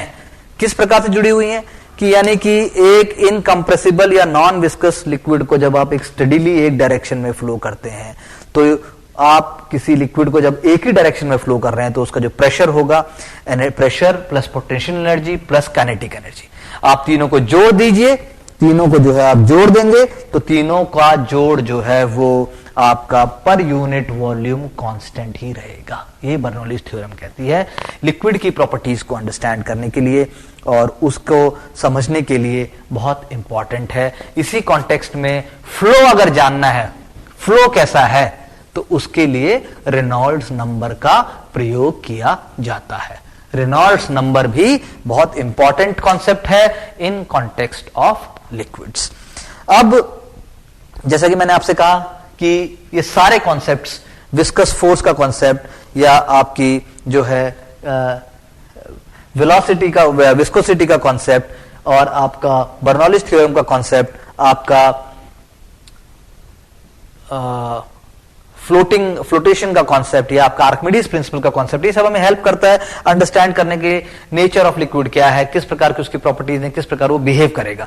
जैसे पानी जो है आप बहुत जगह नोट करेंगे, जैसे ही आप नल खोलते हैं तो झाग, बुलबुले, सफेद सफेद फ्रोथ आपका पानी का इकट्ठा हो जाता है, सफेद सफेद फ्रोथ। ये ऐसा आप कई जगह झरनों पर भी देख सकते हैं। तो दैट इज बिकॉज जो वेलोसिटी है, वो जो प्रवाह है उसका, वो टर्बुलेंट है। पानी का प्रवाह वहां पर टर्बुलेंट है। वो जो है आपका एक कोई कांस्टेंसी मेंटेन नहीं कर रहा है। जब वो कांस्टेंसी मेंटेन करेगा, जब वो एक गति मेंटेन करेगा तो वो क्रिटिकल वेलोसिटी अटेन करेगा। वो एक जो है आपका क्रांतिक वेग अटेन करेगा, एक लिमिट अटेन करेगा जिसके साथ वो एकदम ठीक से फ्लो होता जाएगा। ये हम इसका कह सकते हैं। और एक सिंपल कॉन्सेप्ट हम और देख लेते हैं before we wind up, is simple harmonic motion. Simple harmonic motion का अर्थ है कि एक सरल आवृत गति, सरल आवृत गति, सिंपल हार्मोनिक मोशन, यानी कि एक ये पेंडुलम हो गया, ये यहां तक जाएगा, यहां तक जाएगा और ये इसका एक हमने बना दिया। तो यानी कि आप कह सकते हैं इसके इंपॉर्टेंट टर्म्स क्या होंगे, यानी time period taken by body to complete one oscillation, जो है आपको पूरा एक ऑक्सीलेशन जब वो पूरा करेगा ऑक्सीलेशन पूरा करेगा तो उसको दोलन, जिसको ऑक्सीलेशन यानी दोलन, तो उसको हम कहेंगे टाइम। टाइम आवृत काल, time is donated bye T, वो उसका आवृत काल। एक फ्रीक्वेंसी जब पूरी करेगा, एक जो है आपका एक टाइम पीरियड पूरा करेगा तो उसको हम कहेंगे आवृत काल। उसके बाद number of oscillations completed by body in 1 second, एक सेकेंड में कितने ऑसिलेशन पूरे करता है, दैट इज कॉल्ड फ्रीक्वेंसी, यानी आवृत्ति कितनी बार करेगा, कितनी frequency, 1 in 1 second, how many times this is moving, okay, and maximum distance covered by this from the mean position here and here, इसको हम कह देंगे आयाम यानी एम्पलीट्यूड। तो सिंपल हार्मोनिक मोशन यानी जिसको हम कहते हैं सरल आवृत गति, उसके अंदर टाइम पीरियड इंपॉर्टेंट है यानी आवृत काल, यानी time taken by body to complete one oscillation, ऐसे आया। कंप्लीट जो उसका स्पेस है उसको आप एम्पलीट्यूड कहोगे, यानी कितने आयाम में वो मैक्सिमम डिस्टेंस कवर कर रहा है, और फ्रीक्वेंसी यानी कि कितनी नंबर ऑफ ऑसिलेशंस उसके एक सेकंड में कंप्लीट कर रहा है, दैट इज कॉल्ड फ्रीक्वेंसी। और आप कह सकते हैं ये एक इंपॉर्टेंट कॉन्सेप्ट है सिंपल हार्मोनिक मोशन को समझने के साथ साथ एक इंपॉर्टेंट कॉन्सेप्ट होता है आपका रेजोनेंस, यानी कि आवृत अनुनाद कितनी बार उसका आप कह सकते हैं कि एक एक्सटर्नल फोर्स जब अप्लाइड करते हैं तो जो एक्सटर्नल फोर्स आप अप्लाइड करेंगे एक वस्तु के ऊपर, तो उसके बाद उसकी फ्रीक्वेंसी जो उसकी नेचुरल फ्रीक्वेंसी है यदि वो उससे मैच करती है तो फोर्स अचानक से डबल यानी बहुत गुना बढ़ जाती है। इसका एग्जांपल जैसे कि अगर मान लीजिए सोल्जर्स हैं और सोल्जर्स आपके ब्रिज क्रॉस कर रहे हैं, if they are all marching and their flag march, उनकी जो मार्च है उसकी फ्रीक्वेंसी ब्रिज की नेचुरल फ्रीक्वेंसी से अगर मैच कर जाएगी तो ब्रिज कोलैप्स कर जाएगा। That is what we can say. So that is why resonance is an important concept, and resonance और जो आपका सिंपल हार्मोनिक मोशन है, इनके बहुत सारे इंपॉर्टेंट यूसेजेस हैं मॉडर्न टाइम्स में, मशीन्स में और डिफरेंट साइंटिफिक इन्वेंशंस में। जैसे आप एक गिलास ले लीजिए और गिलास आप अपने कान से लगाएंगे तो आपको एक हमिंग साउंड दिखाई देगी, वो भी रेजोनेंस की वजह से है, यानी जो आपके उसकी फ्रीक्वेंसी है, जो सराउंडिंग वाइब्रेशंस जो पैदा हो रही हैं हमारे एटमॉस्फेयर में, वो कंसाइड करती हैं जो frequency of air inside glass है, दोनों कंसाइड कर रही हैं, उससे आपकी हमिंग साउंड पैदा कर रही है। यदि आप घर में कोई मशीन लगाते हैं और उस मशीन की फ्रीक्वेंसी यदि घर की फ्रीक्वेंसी से पूरी तरह मैच कर जाती है तो घर में भी कोलैप्स हो सकता है, घर में दीवार गिर सकती है। बहुत बार हम पढ़ते हैं मशीन थी, दीवार गिर गई। So these are all hidden scientific principles which are required to be understood very, very clearly. With this, we wind up our